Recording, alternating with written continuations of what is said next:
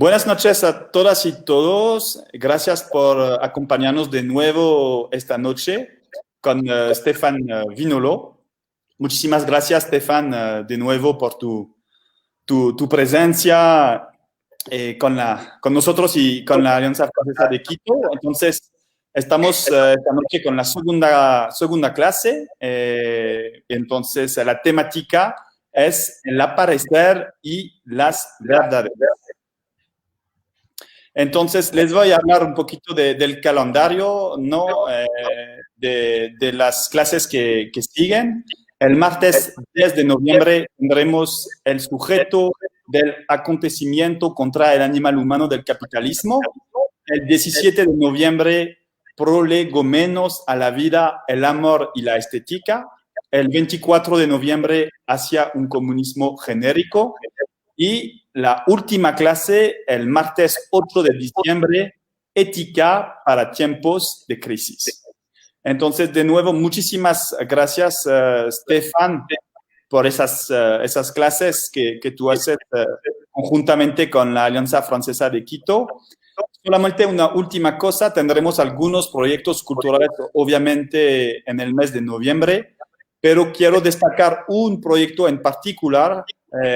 Propondremos al público ecuatoriano, como cada año, un festival que se llama el Multifest, que es un festival que coproducimos con la UDLA, la Universidad de las Américas. Es un proyecto que llevamos a cabo dentro del contexto del evento internacional Noviembre Digital, y tendremos obras de artistas franceses, internacionales y ecuatorianos. Son películas en 360 que vamos a presentar dentro de un mundo virtual. Entonces, les quería hablar un poquito de este proyecto genial que llevaremos a cabo la última semana de noviembre.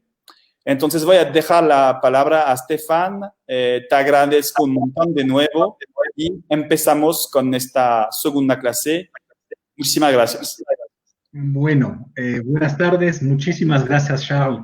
Y muchísimas gracias una vez más a todo el equipo de la Alianza Francesa de Quito por permitirnos utilizar sus canales para poder difundir la filosofía. Hoy, entonces, seguimos con la segunda clase de la pequeña introducción que estamos intentando hacer acerca de la obra del filósofo francés Alain Badiou. Y hoy vamos a tener la segunda y última clase, que será un poquito conceptual, un poquito árida, un poquito difícil, y ya en nuestras otras sesiones, pues ya entraremos en campos mucho más amigables, como el sujeto, el amor, la estética, la ética, pero hoy nos toca necesariamente plantear algunos conceptos fundamentales de la obra de Badiou, por lo que debemos pasar por esas dificultades conceptuales, intentando hacer que esos conceptos complicados, que en muchas ocasiones provienen de las matemáticas, se puedan encarnar dentro de ciertos ejemplos que nos permitan tener cierta intuición de lo que quiere decir Alain Badiou. Entonces, hoy vamos a lanzarnos el reto de ver tres conceptos diferentes que marcan realmente la filosofía de Alain Badiou.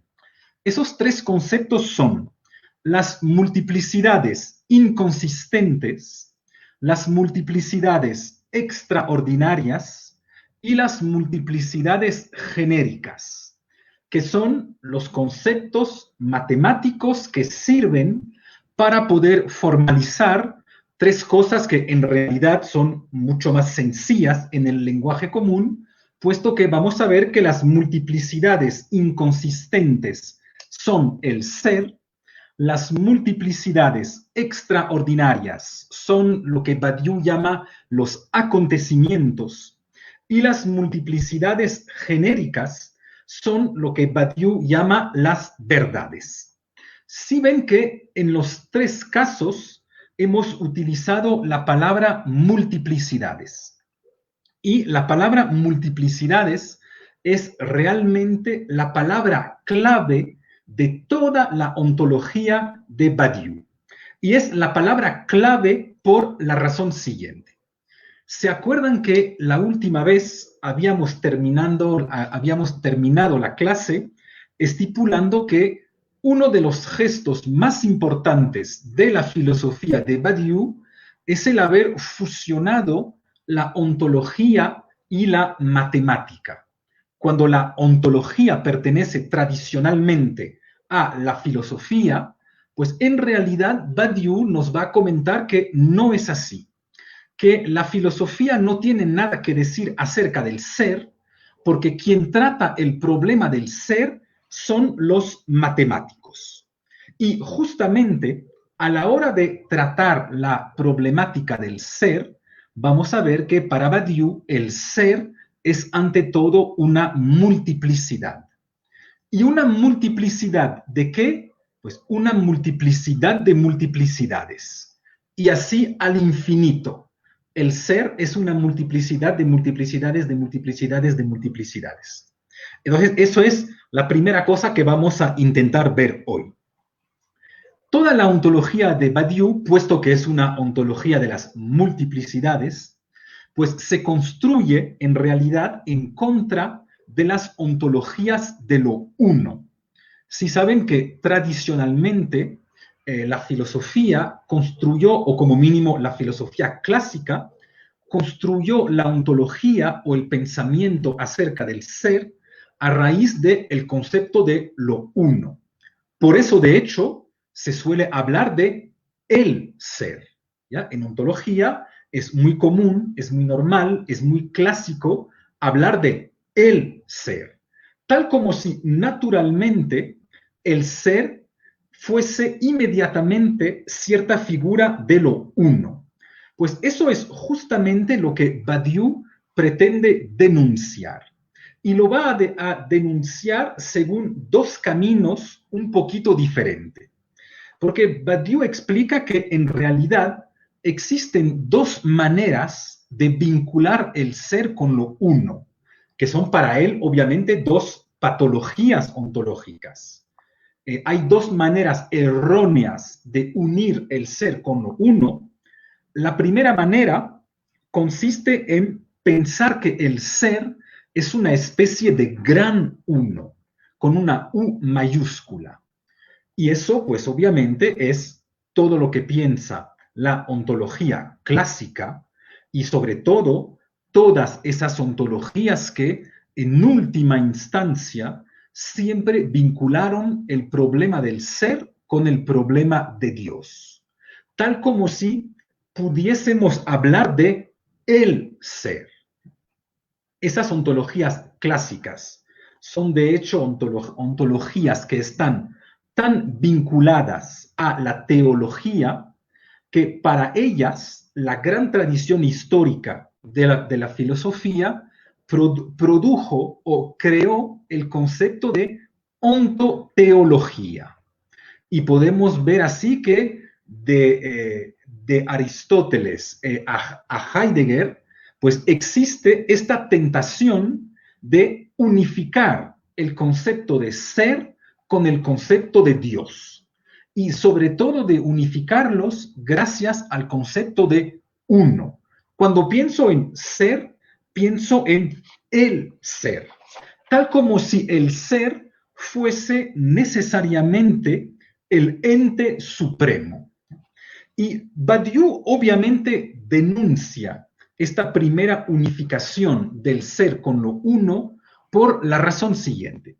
Badiou explica, en realidad, si asumimos que el ser es uno, debemos necesariamente asumir de manera simétrica que lo múltiple o lo diverso o lo no uno necesariamente no es. ¿Ya? Si el ser es uno, pues necesariamente lo no uno no puede ser. Y no obstante, todos experimentamos en el mundo que de hecho existen multiplicidades o que hay ciertas diversidades que son. Por lo tanto, el ser se da a nosotros de manera inmediata bajo la forma de lo múltiple. una multiplicidad de objetos, una multiplicidad de cosas, una multiplicidad de ideas. Por lo que en realidad la idea según la cual lo múltiple no existe es una idea absurda. Y como lo múltiple de manera necesaria existe, pues debemos asumir que, por lo tanto, el ser no puede ser uno. Y que, por lo tanto, debemos salir de esas famosas ontoteologías que a lo largo de los últimos 25 siglos de historia de la filosofía intentaron pensar el ser como una de la figura de lo uno. Entonces, primera posición ontológica importante de Badiou, el ser no es un gran uno. No existe una totalidad que sería la totalidad del ser que podríamos abarcar bajo la figura de lo uno. Pero hay una segunda patología de lo uno, y es la patología de todas las personas que piensan que si bien el ser no existe en tanto que gran uno, el ser existe, no obstante, como pequeños unos. Entonces, en este caso, la ontología de Badiou ya no denuncia el gran uno de la ontoteología, sino denuncia los pequeños unos de las filosofías atomistas. Porque muchas personas piensan, hasta algunos físicos cuánticos contemporáneos, que algún día vamos a poder llegar a una partícula tan pequeña, a una partícula tan última, que de cierta manera será la partícula del ser, lo que muchas personas llaman ya la famosa partícula de Dios. Entonces, en este caso, estaríamos asumiendo que el ser existe en tanto que pequeñas unidades, como pequeños ladrillos de ser que unimos para crear la totalidad de lo que es. Pues una vez más, Badiou rechaza esta idea porque lo que rechaza realmente es el hecho que la unidad pueda ser algo inmediato, algo evidente o algo obvio. Y es eso que quisiera explicarles rápidamente. Cuando Badiou se lanza en su gran lucha contra lo uno, ya sea el gran uno o el pequeño uno, no significa que Badiou esté luchando contra cualquier tipo de unidad. Badiou bien sabe que cierto tipo de unidades se dan en el mundo. Por ejemplo, que esto es un esfero. Y no se trata de negar que esto sea un esfero. Obviamente existe el un esfero. Pero lo que Badiou intenta mostrar es que la unidad no puede ser una unidad ontológica, sino siempre es una unidad que surge de lo que él llama cierta situación. Y les invito a pensar en eso, porque es un problema fascinante que recorre toda la historia de la filosofía, que se llama el problema de la individuación.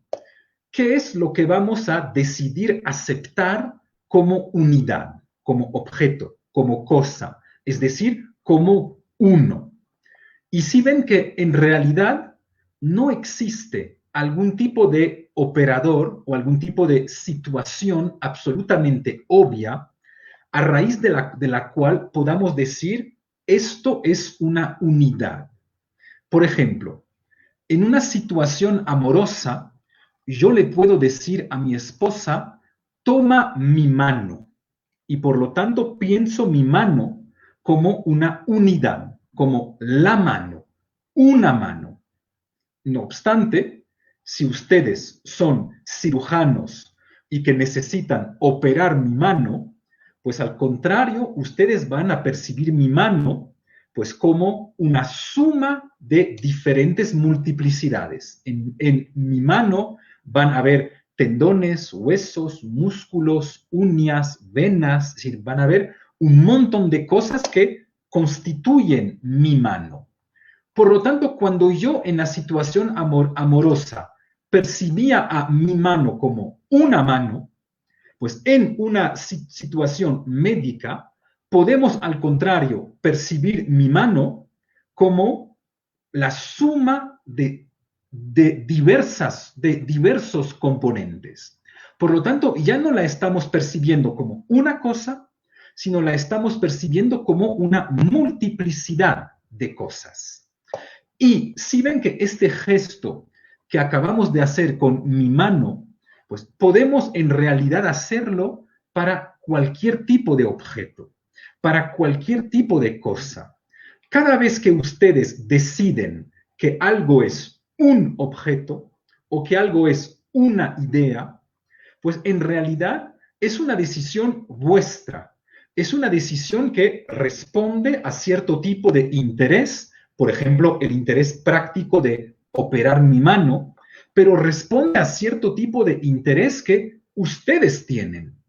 Pero es tan verdadero o tan falso decir que mi mano es una entidad como decir que mi mano es la suma de diversos componentes.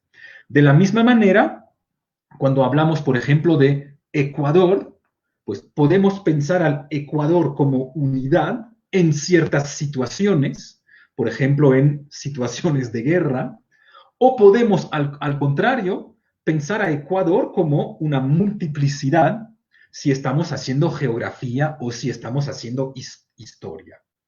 Por lo tanto, Badiou siempre nos va a recordar que cada vez que estamos operando cierto proceso de unidad o cierto proceso de unificación, pues en realidad lo uno surge de un proceso. Lo uno se da a partir de cierta situación, pero que no hay unidades obvias. No hay objetos que son inmediatamente unos, inmediatamente entidades unas. Por lo tanto, eso es la mejor demostración que, puesto que la unidad siempre depende de cierto punto de vista, pues la ontología como tal no puede ser una ontología de la unidad, ¿ya? Puesto que la unidad siempre responde a cierto interés de la persona que decide unificar ciertos objetos en el mundo.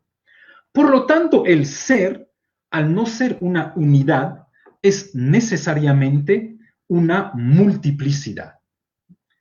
Y la dificultad consiste en saber, ok, si el ser es una multiplicidad sobre la cual nosotros vamos a operar ciertas unificaciones para crear objetos, para crear entidades, entonces el ser es una multiplicidad ¿de qué? Y ahí surge una primera dificultad matemática que Badiou resuelve apelando por primera vez al gran matemático de finales del siglo XIX que se llama Cantor.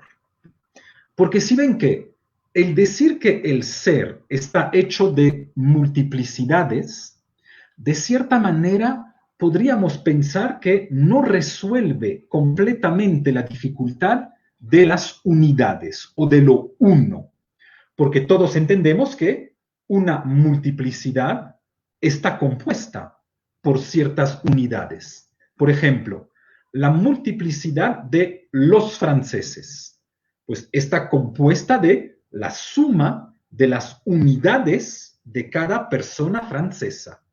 Por lo tanto, recaemos en este caso sobre el problema de la unidad o de lo uno. Por lo tanto, para poder pensar una multiplicidad que no recaiga necesariamente sobre el hecho que se compone de entidades unas, pues Badiou utiliza el concepto de multiplicidades inconsistentes creado por el matemático Cantor. ¿Y qué nos dicen esas multiplicidades inconsistentes? Pues esas multiplicidades inconsistentes son justamente las multiplicidades que no están compuestas por unidades, sino que son multiplicidades que a su vez se componen de otras multiplicidades. Es lo que les comentaba justo hoy en esta introducción, con esta idea que, puesto que vamos a intentar erradicar completamente el concepto de uno de la ontología, vamos a tener que decir que el ser es una, o son multiplicidades de multiplicidades de multiplicidades de multiplicidades, y así al infinito. Y esta figura existe en matemática, pues es justamente la figura de la multiplicidad inconsistente.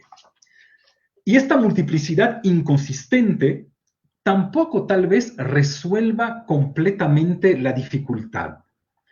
Porque si ven que cuando les dije es una multiplicidad de multiplicidades de multiplicidades y así al infinito, pues también se plantea entonces en la ontología de Badiou el problema del infinito. Y se plantea por la razón siguiente. Una vez más, por la misma razón, el problema de las unidades. Si ven que solemos pensar que el infinito también está compuesto de ciertas unidades. Solemos pensar que, de cierta manera, el infinito es una multiplicidad compuesta de una infinidad de unidades. Por eso solemos pensar que la figura del infinito siempre es el más uno. ¿Ya? El infinito es 1 más 1 más 1 más 1 más 1 y así al infinito. Pero si el infinito es esto, entonces una vez más recaemos en el problema según el cual el ser se compondría de ciertas unidades, del 1 más 1 más 1 más. Por tanto, Badiou necesita encontrar cierto tipo de infinito que no surja a raíz de la suma de ciertas unidades, que no sea un infinito que esté construido por la suma de diferentes unidades. Y ahí, una vez más, este infinito existe. Una vez más, es un concepto que aportó en matemática el matemático Cantor, y es lo que se llama el infinito actual. Cuando hablamos de infinito en filosofía, saben que es uno de los conceptos más importantes de la filosofía por el simple hecho que en muchas ocasiones se ha asemejado o bien con el concepto de Dios o bien con el concepto de absoluto. Por lo que el infinito es un concepto clave en toda la historia de la filosofía. Pero gracias a Cantor, sabemos que existen como mínimo dos caminos diferentes para llegar a pensar el infinito. Por un lado, podemos pensar el infinito potencial. Y potencial significa que es un infinito que siempre está por venir, siempre está por alcanzar. Y es el famoso infinito del cual les estaba hablando, el infinito que se construye a la luz de la suma. 1 más 1 más 1 más 1. Si ven que si hacen 1 más 1 más 1 más 1, en realidad nunca llegarán al infinito. El infinito siempre es potencial, está por venir. Bien entendemos que es el horizonte, pero que nunca llegaremos realmente a él. Pues una de las cosas interesantes de Cantor es que trajo en matemáticas el concepto de infinito actual. Es decir, no un infinito que está por venir como resultado de una suma matemática, sino un infinito que está dado inmediatamente en tanto que infinito. Vamos a ver qué tipo de figuras puede tomar eso cuando hablaremos de estética, de amor o de política. Pero hoy solo conceptualizamos un poquito esas cosas.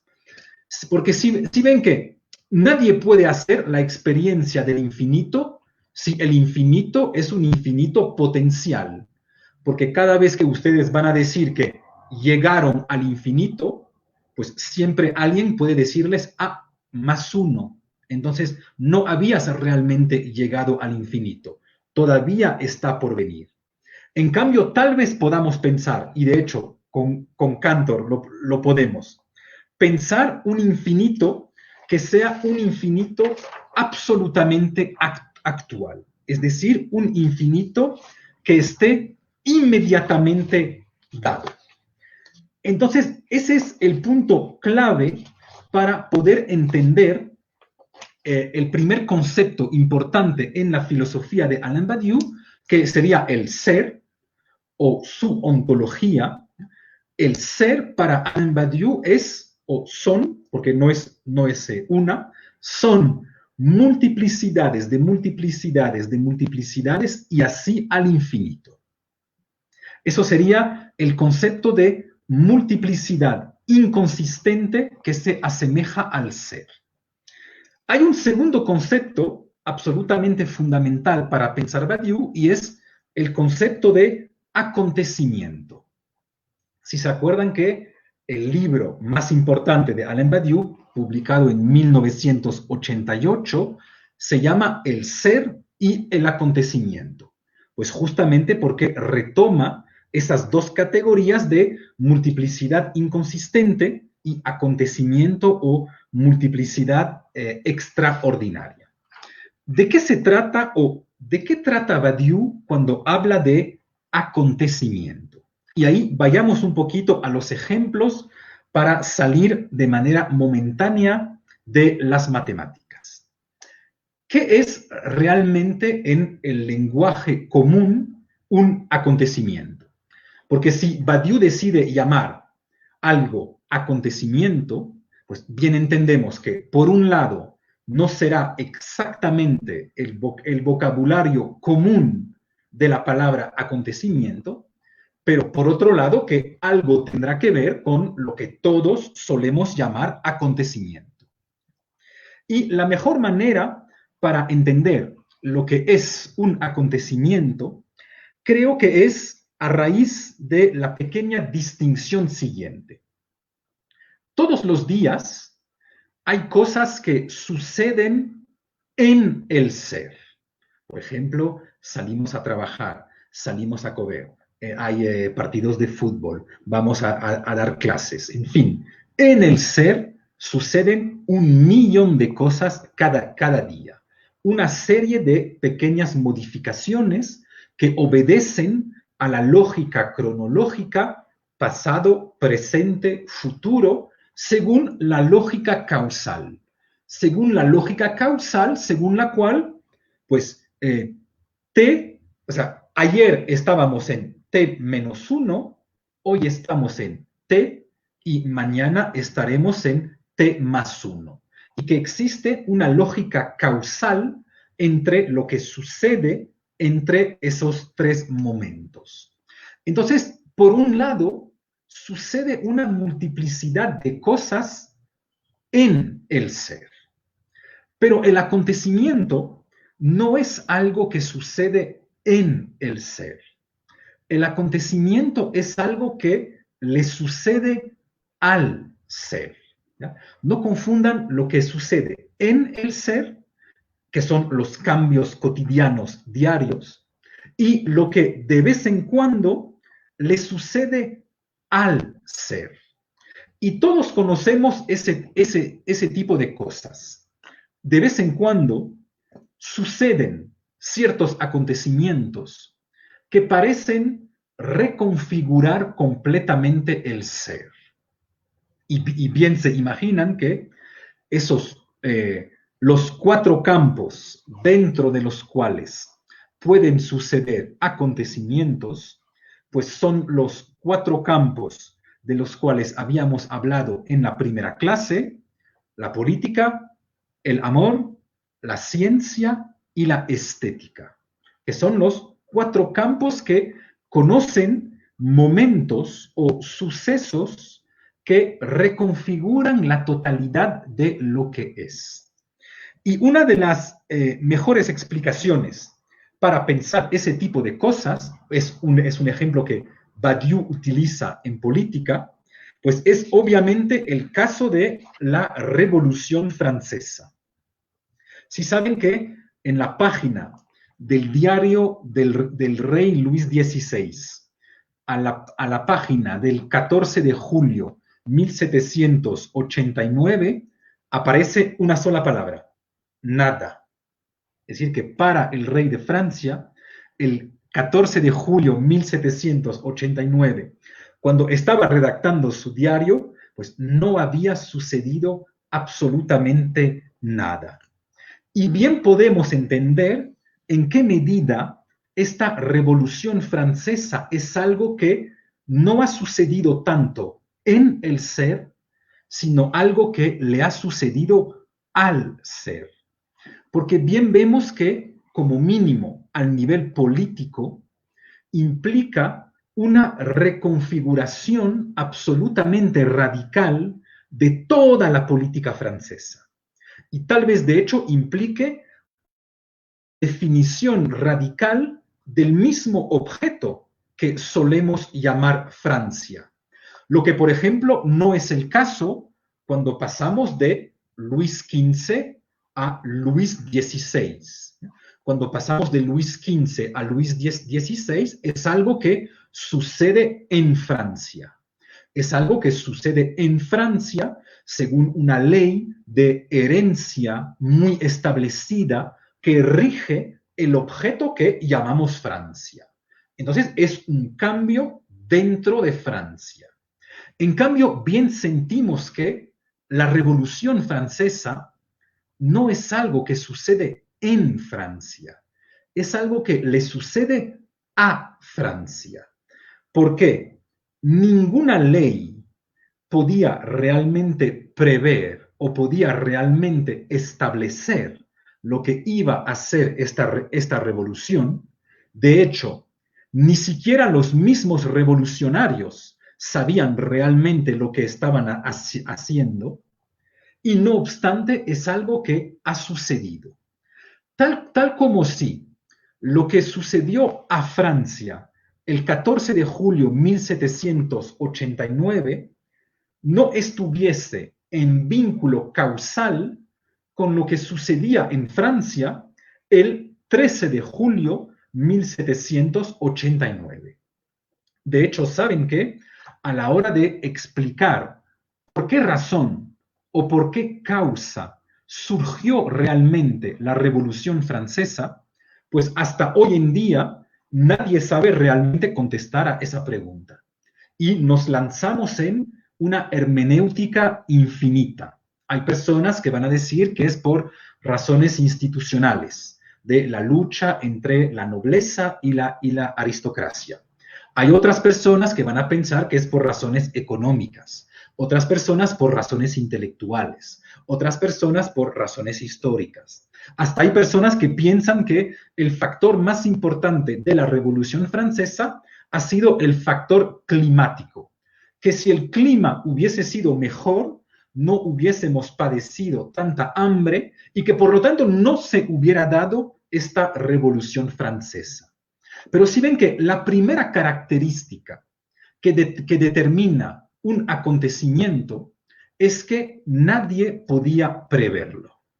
Y nadie podía preverlo porque no parece causalmente vinculado con lo que sucede antes de él. Es decir, que no parece ser un efecto que surge de cierto tipo de causas. Y eso les doy dos otros ejemplos para hacerles sentir cómo podemos decir que algo no proviene de causas. Pues miren Francia hoy. Desde cierto punto de vista, tal vez podamos decir que la situación de Francia en el año 2020 es muy peor a lo que era Francia en abril de 1968. ¿Se acuerdan que en el año 1968 el paro en Francia casi no existía? económicamente estábamos súper bien, nuestra voz contaba sobre la escena internacional, éramos un país importante que jugaba un papel importante a nivel internacional. De cierta manera, en 1968, a comienzos del año 68, Francia iba bastante bien. Y no obstante, en el mes de mayo se da un acontecimiento, los famosos acontecimientos de mayo del 68, que nadie puede realmente vincular con lo que sucedía en enero, febrero o marzo del año 68. Y más aún, nadie puede explicar hoy en día por qué razón todas las causas que solemos decir que produjeron mayo del 68 existen hoy en día, pero a la potencia 100 en Francia. Es decir, que quien piensa que es un malestar económico que produjo mayo del 68, debe asumir que hoy el malestar económico es muy peor. Quien asumiría que surge de un malestar identitario, pues el malestar de la identidad francesa hoy en día es aún peor. Quien pensaría que mayo del 68 fue producido por una pérdida del papel de Francia a nivel internacional, pues hoy estamos aún peor. Y no obstante, a pesar de que las causas parecen hoy en día demultiplicadas, pues no surge nada como los acontecimientos de mayo 2021, o no surgió los acontecimientos de mayo 2020. Por lo tanto, cada vez que hablamos de acontecimiento, el primer carácter importante que vamos a tener que destacar es el carácter imprevisible, que está vinculado con lo que les decía, no sucede en el ser de manera causal, sino parece sucederle al ser, tal como si fuese algo que nos estaría llegando del exterior. Y esto también siempre me hizo pensar en algo que siempre me sorprendió cuando estaba estudiando historia en el colegio. En los colegios de Francia, cuando ustedes estudian, por ejemplo, la Primera Guerra Mundial, siempre esta guerra se suele explicar a los estudiantes de la manera siguiente. Primero vamos a ver las causas de la guerra, después vamos a ver la guerra en sí, y en una tercera parte veremos las consecuencias de la guerra. Y todos hemos un poquito interiorizado ese esquema. Las causas, el hecho, las consecuencias. Pero bien vemos inmediatamente que si la Primera Guerra Mundial fue un acontecimiento que cambió al mundo, no pudo darse según la secuencia causa, guerra, consecuencias. Y de hecho no pudo darse por la razón siguiente. Si las personas de 1916 y 1917 sabían que estaban viviendo las causas de la Primera Guerra Mundial, ¿por qué no la pararon? Es decir, si realmente estaban viviendo las causas de esta guerra mundial, pues obviamente la hubieran parado. Es un poquito lo que nos está sucediendo hoy. Hoy estamos viviendo las causas de la Tercera Guerra Mundial. Si ven que el mundo está mal en casi todas partes y casi sobre todos los aspectos. Pero podemos decir que estamos viviendo las causas de la Tercera Guerra Mundial, pues en realidad nadie lo sabe. ¿Y por qué nadie lo sabe? No porque somos malos, no porque somos pésimos y no entendemos lo que estamos sucediendo, pero simplemente porque si realmente la Primera Guerra Mundial, tal como la Tercera Guerra Mundial, son acontecimientos, pues vamos a tener que asumir la paradoja según la cual la guerra aparece antes de sus causas. Y solo es de manera a posteriori que vamos a poder decirnos, después de la guerra, pero entonces esas señales fueron las señales o fueron las causas de la Primera Guerra Mundial. Pero nadie sabe en el momento en el cual las vive que está viviendo las causas de la Primera Guerra Mundial. Entonces, lo interesante del acontecimiento es que de cierta manera invierte la ley del ser o invierte la ley de la ontología clásica. Si saben que una de las leyes fundamentales de la ontología clásica es que algo es posible antes de ser efectivo. O más bien dicho, es porque algo es posible que puede llegarse a dar. Es decir, que en ontología clásica, la posibilidad precede la efectividad. Primero pensamos que algo es posible y después se da. Pues lo interesante es que la ley del acontecimiento funciona exactamente de la manera diferente. En el caso del acontecimiento, siempre sucede algo que todos pensábamos imposibles, y es porque sucede que de manera retroactiva vamos a decirnos que, entonces era posible. Era posible, puesto que se ha dado. Era posible tumbar la monarquía francesa, puesto que de hecho se ha dado. Y si ven que estos acontecimientos, en tanto que su efectividad precede su posibilidad, pues rompen la regla del ser. Rompen la regla de lo que sucede de manera cotidiana y de manera diaria en el mundo. Y ya de manera intuitiva podemos sentir que es verdad lo que dice Badiou. Realmente ese tipo de cosas raras que llamamos acontecimientos, que vienen a violentar el ser desde el exterior para reconfigurarlo completamente, pues sucede en los 4 campos de los cuales habíamos hablado. Por ejemplo, en el caso de la ciencia. Si ven que la relatividad de Einstein, pues es una especie de acontecimiento científico, que no viene a completar un poquito la ciencia que le precedía, sino que reconfigura completamente nuestra concepción del universo, reconfigura completamente lo que entendíamos del universo. De la misma manera, en política, pues la Revolución Francesa, que no viene a modificar ligeramente algo que sucedía en Francia, sino que de repente cambia la misma definición de Francia. Todos también, espero, hemos experimentado que sucede en el campo amoroso.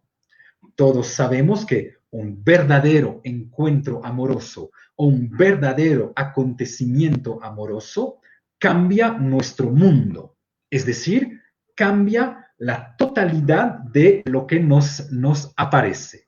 De repente nuestras prioridades cambian, nuestro ritmo de vida cambia, nuestra manera de desplazarnos geográficamente cambia, nuestra manera de ocupar el espacio cambia. Es decir, que es un verdadero cambio de vida o es un verdadero cambio de mundo.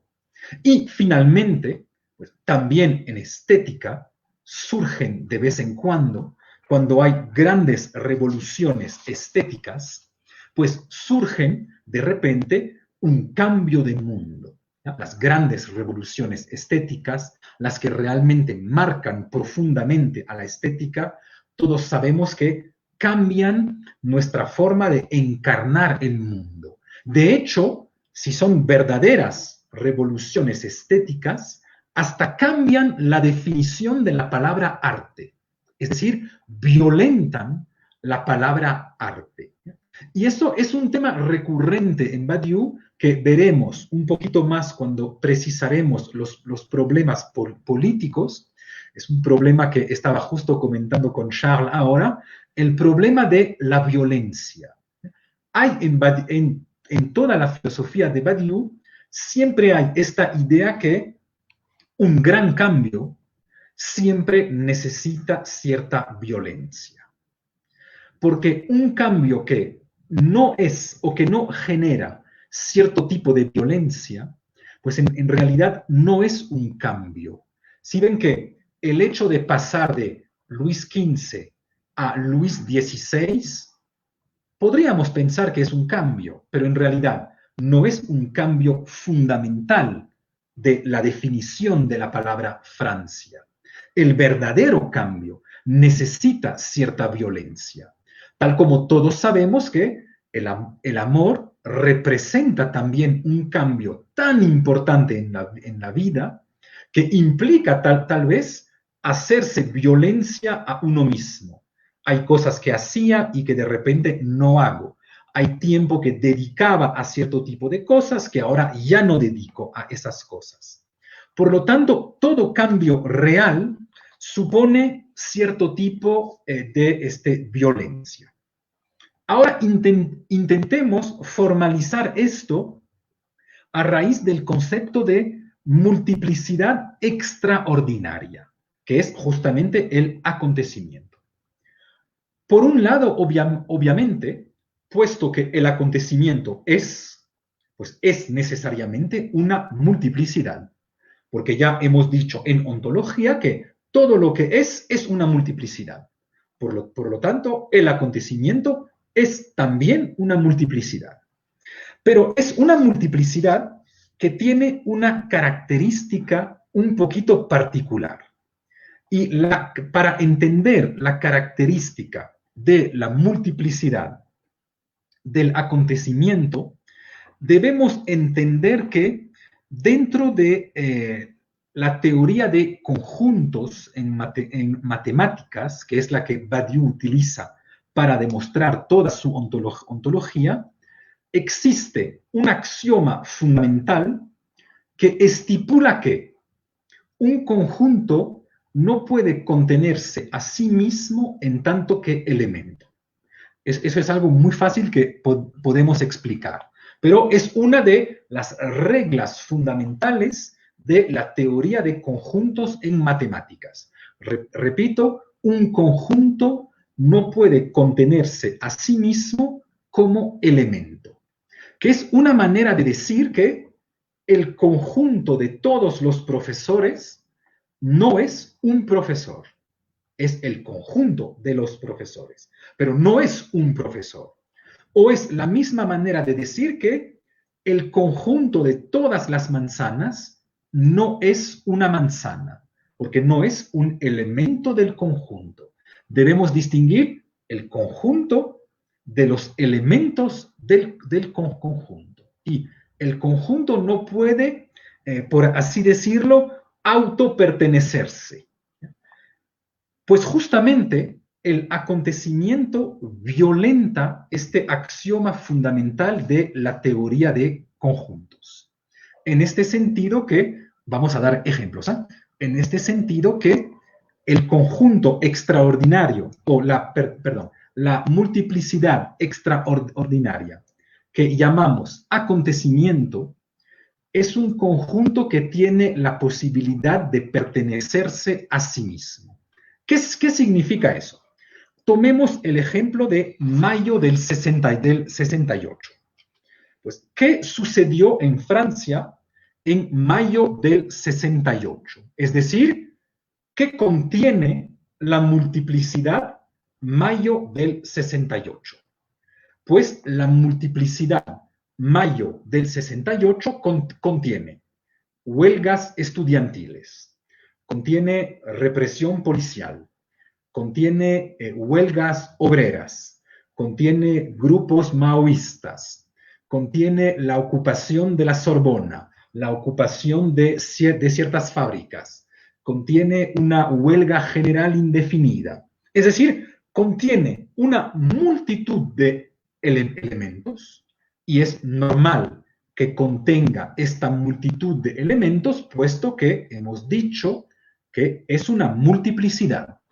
Entonces, mayo del 68 contiene esta multitud de elementos, pero contiene algo más.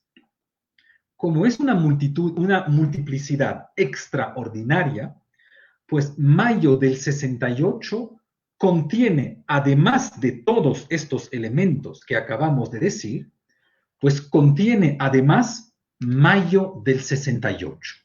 Es decir, que se contiene a ella misma en tanto que elemento. ¿Y cómo es eso posible?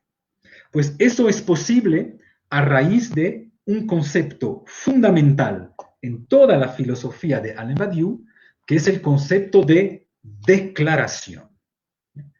Para que un acontecimiento pueda existir, alguien tiene que declararlo. Alguien tiene que decir, estamos viviendo un acontecimiento o está sucediendo algún tipo de acontecimiento. Por eso un acontecimiento, notarán que los grandes acontecimientos, como no pertenecen al ser, nunca es algo que se puede describir. Nadie puede describir un acontecimiento. El acontecimiento se tiene necesariamente que declarar. Y en el mismo gesto de declaración, hacerlo existir, hacerlo aparecer. Y una vez más ven la gran coherencia de Alain Badiou sobre este punto. Porque si pensamos cuáles son los grandes campos dentro de los cuales existen realmente declaraciones, pues bien vemos que existen declaraciones dentro de los 4 grandes campos de los cuales estamos hablando desde la última vez. Los derechos, por ejemplo, en política. Si ven que los derechos en política, tomemos el ejemplo de los derechos humanos. Los derechos humanos no fueron descritos, no fueron teorizados, no fueron contemplados, no estaban ahí esperando en el cielo que alguien redacte los derechos humanos. No, no, no. Los derechos humanos tuvieron que ser declarados, es decir, que tuvieron que ser llevados a la existencia a través de una declaración que los hizo existir. De la misma manera, todos sabemos que en el campo amoroso siempre es necesario que en algún momento y por diferentes caminos alguien declare su amor al otro. Tal como hay declaraciones políticas, declaraciones de guerra, declaraciones de independencia, declaración de los derechos humanos, pues de la misma manera hay declaraciones amorosas. Y de la misma manera en ciencia, alguien que aporta un nuevo teorema científico, pues de cierta manera está declarando que está aportando algo nuevo al mundo, que está declarando algo que hasta ahora no existía en el mundo y que por lo tanto no lo trae del mundo tal como existía, sino que lo trae desde el exterior para reconfigurar al mundo. Y también existen, pues, declaraciones estéticas. ¿Se acuerdan del famoso manifiesto surrealista? Que es una verdadera declaración estética. Nosotros, artistas, declaramos que, un montón de cosas. Entonces, el concepto de declaración del acontecimiento nos permite 2 cosas. Nos permite, por un lado, una vez más, desvincular el acontecimiento del ser, puesto que el ser es lo que se describe. Yo puedo describir hoy en día la situación de Francia o la situación del Ecuador, puedo describirlas, pero el acontecimiento político no se describe, el acontecimiento político se declara, porque es un elemento más que yo aporto al mundo para reconfigurarlo completamente. Entonces, el acontecimiento desvincula del ser. Y segundo punto importante, que nos permite pensar esta idea de declaración, puesto que el acontecimiento necesita ser declarado, pues de manera necesaria, tiene que existir algún tipo de sujeto que declare el acontecimiento. necesitamos que alguien declare la Revolución Francesa o que alguien declare la relatividad de Einstein o que alguien le declare su amor a otra persona. Por lo tanto, por el simple hecho que el acontecimiento sea algo que deba ser declarado y no simplemente descrito, bien entendemos que Badiou va a necesitar reintroducir en su filosofía el concepto de sujeto. Pero obviamente será un concepto de sujeto muy diferente al concepto de sujeto tal como lo piensa la filosofía, por así decirlo, cartesiana, que casi exclusivamente se reduce a la conciencia de sí mismo. Ahí en Badiou veremos en la siguiente clase que vamos a entrar en otro concepto de sujeto por la simple razón que si son los acontecimientos que necesitan ser declarados por algún tipo de sujeto, pues solo podrán existir sujetos científicos, sujetos políticos, sujetos amorosos y sujetos estéticos. Y para cerrar la clase de hoy, quisiera comentarles un último punto acerca de este acontecimiento y de este sujeto del acontecimiento. Toda la filosofía de Alain Badiou, y de hecho el mismo Alain Badiou en su vida personal, siempre ha sido un militante. Y Badiou siempre ha pensado que la filosofía tiene algo que ver con la militancia. De hecho, saben que se suele denunciar a nivel mundial esta figura, que es una figura que cuando se le denuncia, se dice que es una figura típicamente francesa de la filosofía. El filósofo completamente militante en la ciudad. Podemos pensar en Sartre, podemos pensar en Foucault y podemos pensar, obviamente, en Badiou. Pero si ven que esta concepción del filósofo militante no viene en realidad de una concepción externa a la filosofía de Alain Badiou, sino más bien está completamente justificada dentro del sistema y por el mismo sistema filosófico. Ya que evidentemente, si para llevar a la luz del día los acontecimientos necesitamos cierto tipo de sujetos que se haga cargo del hecho de declarar esos acontecimientos, pues necesariamente el filósofo debe ser a su manera el militante fiel de esos acontecimientos.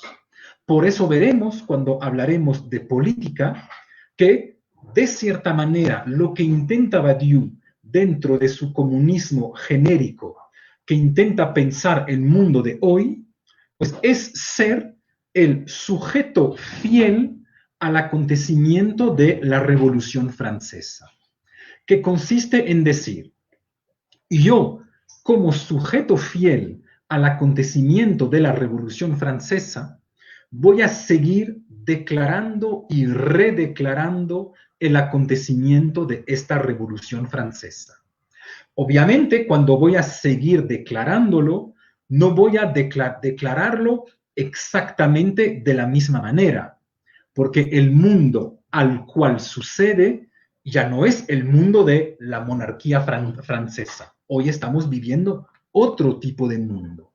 Pero no obstante, vamos a introducir a través del concepto de militancia el concepto de sujeto, que siempre será el sujeto del acontecimiento, es decir, el sujeto que toma sobre sus hombros la carga de declarar el acontecimiento. Con eso cerramos para hoy, pero quiero decirles ya los dos temas que veremos en la próxima sesión. El primer tema que deberemos ver en la próxima sesión entonces es necesariamente el tema del sujeto. ¿Qué pasa con este sujeto del acontecimiento? ¿Quién puede serlo? ¿Todo el mundo puede ser un sujeto o solo ciertas personas pueden serlo? Y deberemos ver un segundo concepto importante, que es el concepto de verdades. Porque obviamente la dificultad para poder entender lo que es un acontecimiento va a yacer en el hecho de saber si cualquier cosa puede ser un acontecimiento o si cualquier cambio puede ser algún tipo de acontecimiento. Pues vamos a ver que no cualquier cambio político es un acontecimiento. Para que algo sea un acontecimiento, debe conllevar en él cierto tipo de verdades. Entonces, la próxima vez trabajaremos el concepto de verdades y el concepto de sujeto, que son los dos conceptos sumamente vinculados con el concepto de acontecimiento. Con eso les deseo una excelente noche y nos vemos dentro de 2 semanas. Muchas gracias por haber asistido hoy.